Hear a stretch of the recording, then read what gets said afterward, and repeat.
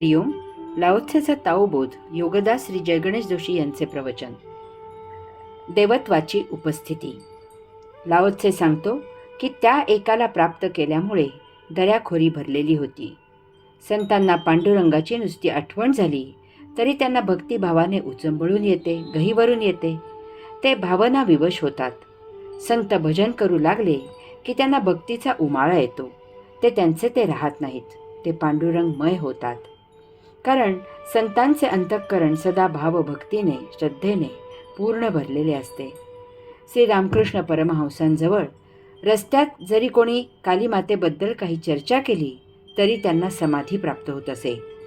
असे सांगतात की एकदा ते 6 दिवस सतत समाधी अवस्थेत होते. कालीमातेच्या नुसत्या आठवणीने ते गहिवरून येत असत. ताओला प्राप्त केल्यामुळे साधकांचे अंतःकरण एका अद्भुत अशा दिव्य मंगल प्रेमाने सतत काठोकाठ भरलेले असते. तेथे अन्य गोष्टींसाठी जागा शिल्लकच नसते. यामुळे त्यांना सर्वत्र ताओचेच दर्शन होत असते. त्यांच्या मुखी सतत हरिनाम असते. बोलायचे विषय योगेश्वराचे असतात. त्यांना अध्यात्माशिवाय अन्य विषय ऐकायला नको असतात. त्यांच्या सहवासाने अमंगल आपोआप मंगल होते. अयोगिक जगतापासून ते सहजच दूर असतात. रिकामे अंतःकरण किंवा ताओशिवाय असलेले अंतःकरण नसते उद्योग करायला प्रवृत्त होते. अशा अंतःकरणात देहादी इंद्रियांमुळे भौतिक विषय वासना थैमान घालतात. यामुळे कदाचित क्षणिक सौख्य मिळत असले तरी अंतिम या सर्वाचे पर्यवसान फक्त दुःखातच होत असते. संतांना ताओशिवाय असलेली जागा रिकामी आहे असे वाटते. अशी जागा नापीक असते. यास्तव ते सर्वत्र परमात्म्याच्या भावभक्तीने सर्व वातावरण भरून आणि भारून टाकतात. अध्यात्मासाठी असे वातावरण फार पोषक असते. तेथे भावभक्तीचा मळा कसा फुलून येतो, टरारून येतो. संतांच्या वास्तव्याने सात्विक वातावरणात आत्मकमळ उगवते. भौतिक प्रेमाने कोणाचेही हृदय कधीही भरू शकत नाही.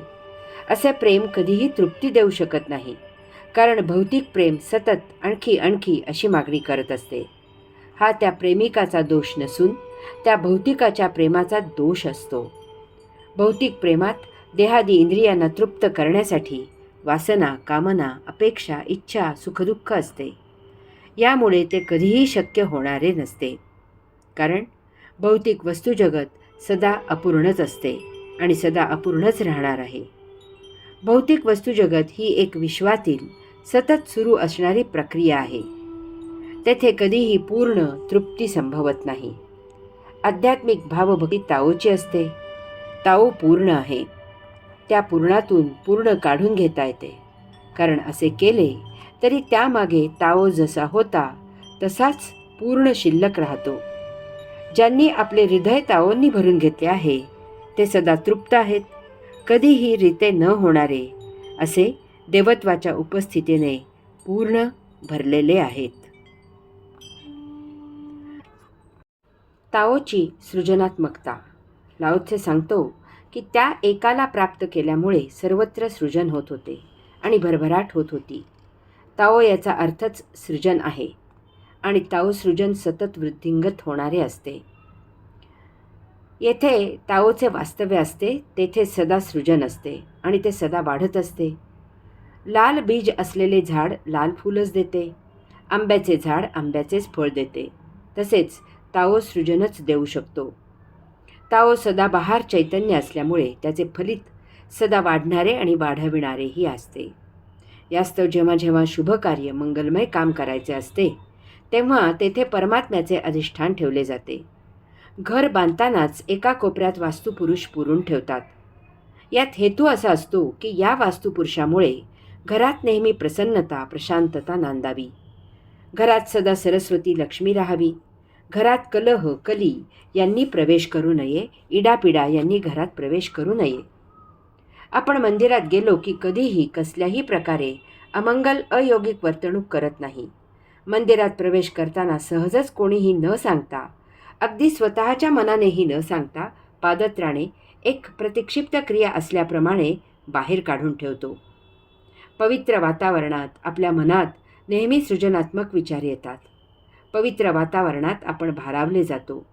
हे वातावरण इतके प्रभावशाली असते की आपण मंदिरात असताना असेच सतत वर्तणूक करण्याचे ठरवतो. बाहेर भौतिक विषयवस्तू आपल्याला बिघडवतात. यास्तव जर आपण सतत ताओमय वातावरणात राहत असू तर स्वाभाविकच आपण सतत सृजनात्मकच वर्तणूक करू, आचरण करू, तसेच जीवन जगू. असे म्हटले जाते की माणूस अपूर्ण आहे. याचे कारण त्याने ताओ प्राप्त केलेला नसतो. असा माणूस केवळ जन्म झाला म्हणून जीवित असतो. तो जीवित असला तरी जीवन जगत नाही, कारण ताओपासून दूरत्व म्हणजे अराजकाला निमंत्रण असते. माणसाकडून जेव्हा अयोगिक कृत्य करवून घ्यायचे असते तेव्हा त्याला त्याच्या अंतःकरणातील आत्म्याची आठवण होऊ नये म्हणून दारू पाजतात. मग तो असा बेभान झाला की ताओच्या विस्मृतीत दुष्कृत्य करू शकतो. पूर्वी हत्तीला अंगावर सोडताना, हत्तीच्या पायी देताना त्या हत्तीला दारू पाजत असत. माणसाला जितकी परमात्म्याची आठवण असते तितका तो माणूस म्हणून जीवन जगतो. एरवी तो माणसाचा हैवान व्हायला क्षणाचाही अवधी पुरेसा असतो. माणुसकी ही व्यक्तिगत बाब आहे, कारण ताओ प्रत्येकाच्या अंतःकरणात असतो. त्यामुळे व्यक्तीचा विचार करता समाजातील प्रत्येक व्यक्ती माणुसकी टिकवून असते. परंतु व्यक्तीचे समाजात रूपांतर झाले की ती व्यक्तित्व हरवते आणि त्या सामाजिकतेत दंगल केली जाते. दंगलखोर पुढारी कधीही व्यक्तिगत गाठीभेटी घेत नाहीत. ते जमावाला उद्देशून भाषण करतात, ते प्रभावी होते. यास्तव ताओ प्राप्ती म्हणजे समृद्ध, समग्र, संपूर्ण जीवन. हरि ओम.